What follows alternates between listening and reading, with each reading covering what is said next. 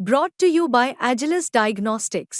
Health test की बात आती है तो मैं भरोसा करता हूँ India largest diagnostics company Agilus diagnostics. खुद को टेस्ट करते रहो। चुनाव की बात कर रहे हैं यहाँ पे। हरियाणा में अभी चुनाव हुए हैं और भाजपा ने जीत दर्ज कर पूर्ण बहुमत के साथ सरकार बनाई। किस तरह से देखते हैं, क्या कहेंगे? बीजेपी के लोग भी कॉन्फिडेंट नहीं थे।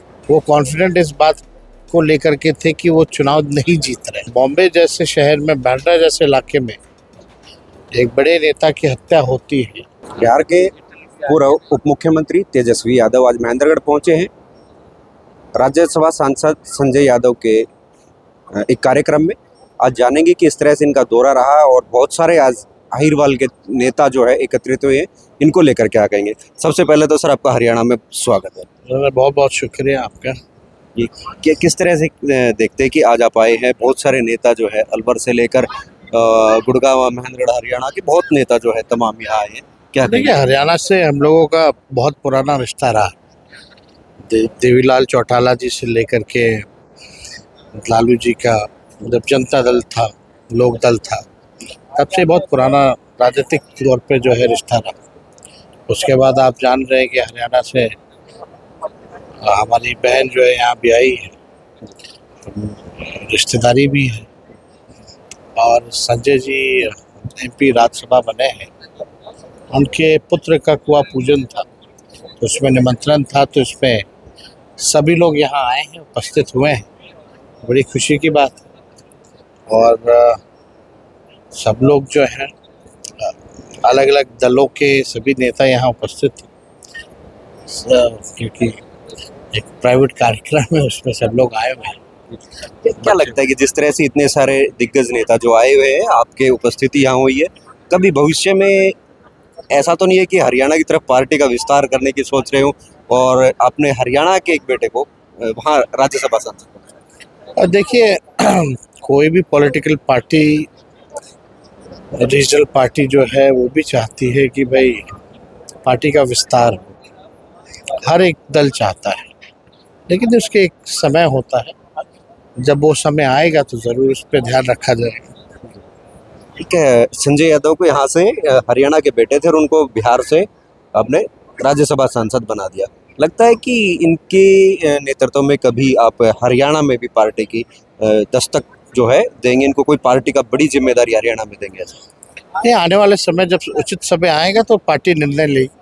पार्टी के जो राष्ट्रीय अध्यक्ष हैं आदरणीय लालू जी का जैसा निर्णय रहेगा, और भी पार्टी के तमाम जितने वरिष्ठ नेता हैं, अगर उनकी राय बनेगी तो ज़रूर, क्यों नहीं। और हरियाणा हो, राजस्थान हो, पहले तो हम लोग चुनाव लड़ाई करते थे, लेकिन वोट ना बटे, इसके कारण हम लोगों ने कांग्रेस को समर्थन हर बार दिया है। लेकिन जब उचित समय आएगा, सही समय आएगा तो ज़रूर पार्टी का विस्तार हो। जब पार्टी का विस्तार होगा तो किसी न किसी को किसी प्रदेश की तो जिम्मेदारी देना ही बनता है। बिना टीम के, बिना वहाँ की टीम हो तो कप्तान भी होना चाहिए। तो जब ज़रूरत होगा तो उसमें हम लोग चाहेंगे कि भाई जो इलाके हैं जहाँ हम बेहतर कर सकते हैं, जहाँ लोग पुराने समय से ही जुड़े हुए हैं, सभी लोगों को एकत्रित किया जाए, नए लोगों को जोड़ा जाए।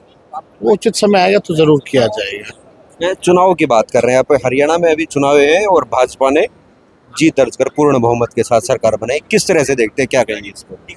देखिए, चुनाव है, चुनाव में लोकतंत्र में जनता मालिक होती है और जनता का जो निर्णय होता है उसको स्वीकार हम लोगों को करना चाहिए।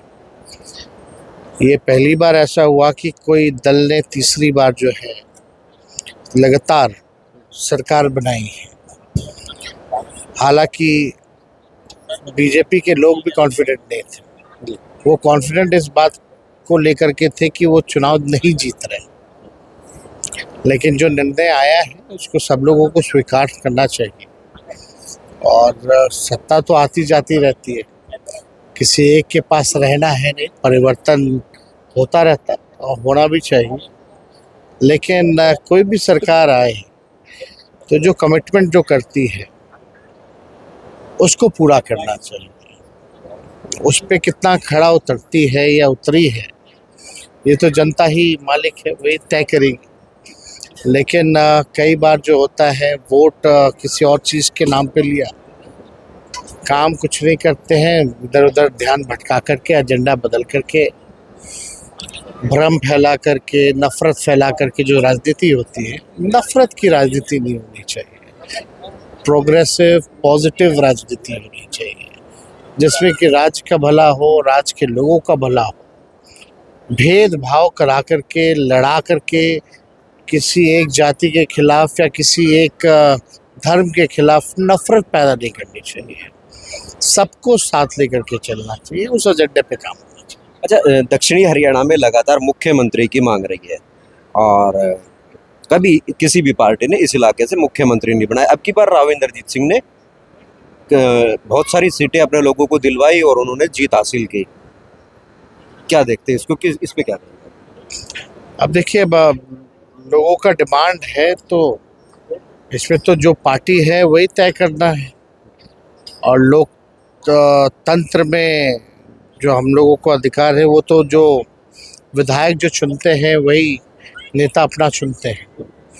तब उनका दल है, भाजपा में है वो भाजपा का तो एक तरह से कहिए जो आकाओं दो आका हैं, जो वो लोग फैसला लेंगे वही होना है। लेकिन सब लोगों की मांग रहती है हर जगह कि हमारे तरफ के होने चाहिए, हमारे तरफ के होने चाहिए, भाई कहीं के भी हो, लेकिन सबको साथ लेके चलना चाहिए। ऐसा नहीं है भाई दक्षिण हरियाणा के कभी मुख्यमंत्री नहीं बने या जो रहे हमेशा से मुख्यमंत्री, तो दक्षिण हरियाणा को भूल जाए। अगर दक्षिण हरियाणा के बनते हैं तो बाकी और हरियाणा को नहीं भूलना चाहिए।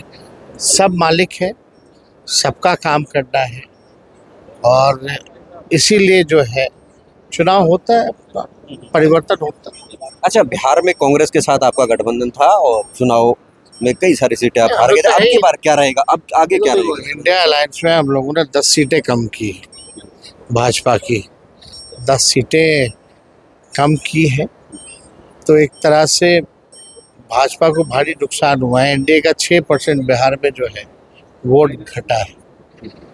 आगे हम लोग और मजबूती के साथ लड़ेंगे, और जीत हार अपना चलता रहता है, लेकिन हम लोग लड़ने वाले लोग हैं। जब तक अंतिम मंजिल पर नहीं पहुंचते हैं या मुकाम तक नतीजे को नहीं पहुंचाते हैं, तब तक पीछे हटने वाले और डरने वाले नहीं हैं। अच्छा, आज मुंबई में ना बाबा सिद्दीकी की गोली मारकर हत्या कर दी, उसको क्या? ये बहुत दुखद है जिस प्रकार से ये घटना हुई है, सबको चौंकाने का काम किया है। बाबा सिद्दीकी कई बार जो है वरिष्ठ नेता रहे महाराष्ट्र में, कांग्रेस पार्टी में थे, अभी फिलहाल जो एनसीपी पार्टी जो गुट बनी है उसमें उन्होंने ज्वाइन किया है था, लेकिन वो तो बिहार के ही थे, और जिस ज़िले के हम आते हैं गोपालगंज ज़िले के, वो उसी ज़िले के रहने वाले हैं। तो हमारा तो काफ़ी अच्छा, जब पिछले बार बॉम्बे गए थे तो उनसे भी मुलाकात हुई थी, उनके पुत्र से भी मुलाकात हुई थी, लेकिन कल जब ये खबर आया तो हम लोग विश्वास नहीं कर पाए। हम लोग ईश्वर से प्रार्थना करेंगे कि आत्मा को शांति मिले, और जो परिवार के लोग हैं उनको धैर्य और साहस देने का काम करे परमात्मा। लेकिन बॉम्बे जैसे शहर में, बांद्रा जैसे इलाके में एक बड़े नेता की हत्या होती है तो ये चिंताजनक है।